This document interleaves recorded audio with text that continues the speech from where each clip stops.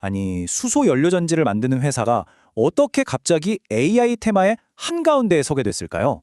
네, 바로 두산퓨엘셀릭인데요.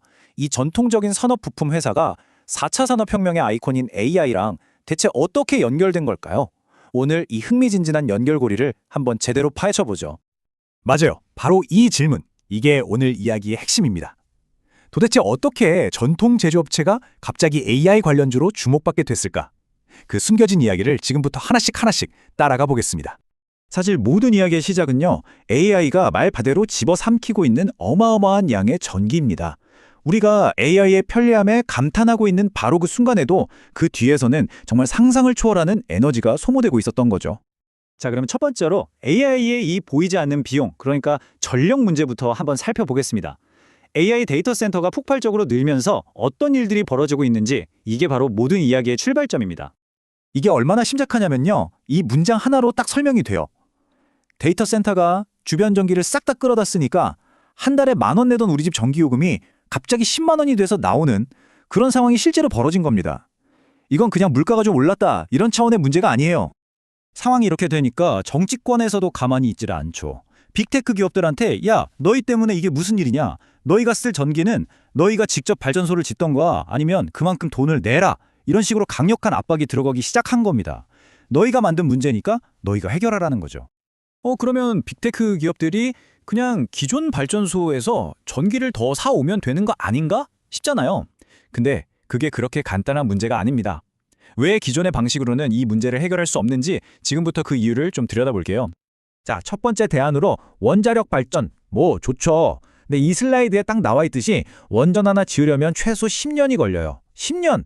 지금 당장 전기가 없어서 난리인데 10년 뒤를 기다릴 수는 없는 노릇이죠. 그럼 가스터빈은 좀 빠르지 않을까요? 네. 근데 이것도 문제가 있습니다. 지금 주문해도 받으려면 3년을 기다려야 돼요. 왜냐고요? 전 세계 데이터 센터들이 이미 주문을 그냥 싹 다 넣어버려서 생산량이 도저히 따라가질 못하는 거예요. 이것도 당장의 해결책은 될 수가 없죠. 그럼 다른 건 어떠냐? 태양광은 뭐 아시다시피 땅도 많이 필요하고 발전량에도 한계가 뚜렷하고요. 풍력은 또 미국 안에서 정치적인 반대가 만만치 않아요. 그렇다고 환경 문제 때문에 문닫았던 석탄 발전을 다시 돌릴 수도 없는 노릇이고 정말 사방이 꽉 막힌 상황인 겁니다. 바로 이때 정말 아무도 예상치 못했던 해결사가 깜짝 등판합니다. 그게 바로 수소 연료전지입니다. 아니, 수소가 어떻게 이 거대한 에너지 문제의 해결사가 될 수 있었을까요? 수소 연료전지가 왜 게임 체인저냐면요, 바로 이겁니다. 거대한 발전소를 짓고 송전탑을 세우는 대신에 데이터 센터 바로 옆에 필요한 만큼만 컨테이너처럼 착착 갖다 놓으면 되는 거예요. 전력망을 거칠 필요 없이 독립적으로 바로 전기를 생산할 수 있는 거죠. 근데 여기서 진짜 재밌는 게 바로 미국의 접근 방식이에요.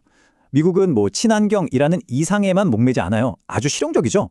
물을 전기 분해해서 얻는 비싼 그린 수소만 고집하는 게 아니라 자기들 나라에 펑펑 쏟아져 나오는 천연가스나 석유에서도 수소를 뽑아 쓰는 아주 현실적인 방법을 택한 겁니다. 그러니까 다른 나라보다 훨씬 싸게 수소를 공급할 수 있게 되는 거죠. 자, 그럼 이 거대한 미국의 수소 전략과 AI 에너지 위기, 이게 도대체 어떻게 두산퓨얼셀이라는 한국 회사랑 연결이 될까요? 이제 그 핵심 연결고리를 보여드릴게요.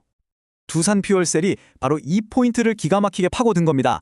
AI 때문에 폭발적으로 커지고 있는 미국 데이터 센터 시장, 바로 거기에 우리 연료전지 기술을 공급하겠다. 이걸 핵심 전략으로 딱 정한 거죠.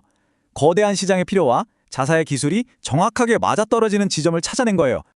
두산퓨얼셀의 사업 모델을 뜯어보면 한 가지 되게 재밌는 게 있어요. 단순히 연료전지 설비를 팔아서 버는 돈이 한 77% 정도 되는데 이게 다가 아닙니다. 진짜 주목해야 할 부분은 바로 저 나머지 23%를 차지하는 장기 유지보수 서비스예요. 바로 이겁니다. 이게 핵심이에요. 한번 설비를 팔고 끈다는 게 아니라 마치 우리가 넷플릭스 구독하듯이 유지보수 계약을 통해서 매년, 매달 꾸준히 돈이 들어오는 구조인 거죠. 회사 입장에서는 정말 안정적인 캐시카우가 하나 더 생기는 셈입니다. 자, 그럼 투자자들은 이 스토리를 과연 어떻게 보고 있을까요? 마지막으로 전문가들의 분석과 실제 시장의 반응을 차트를 통해서 한번 비교해 보겠습니다. 보시는 것처럼 증권사 애널리스트들은 대체로 아주 긍정적으로 보고 있어요. 특히 목표 주가를 상향했다는 건 우리가 생각했던 것보다 더 좋은데? 하고 있다는 신호거든요. 전문가들은 이 미국 시장 진출이라는 스토리를 아주 높게 평가하고 있는 겁니다. 자, 이건 전문가들 얘기고 그럼 실제 시장은 어떻게 생각할까요? 차트를 보면 바로 알 수 있죠. 최근 주가 흐름을 보면 거래량이 터지면서 상승 추세를 만들고 있잖아요. 시장 참여자들 역시 이 스토리에 실제로 돈을 걸고 있다는 증거입니다. 기술적으로 분석하는 사람들은 다들 이 60일 이동 평균선을 지켜보고 있어요. 이게 뭐냐면 아주 쉽게 말해서 지난 2달 동안의 평균 주가거든요. 주가가 이 선 위에서 계속 머물러 준다는 건 단기적으로 좀 흔들려도 상승 추세 자체는 아직 살아있다는 아주 중요한 신호로 해석됩니다. 일종의 심리적인 지지선 같은 거죠.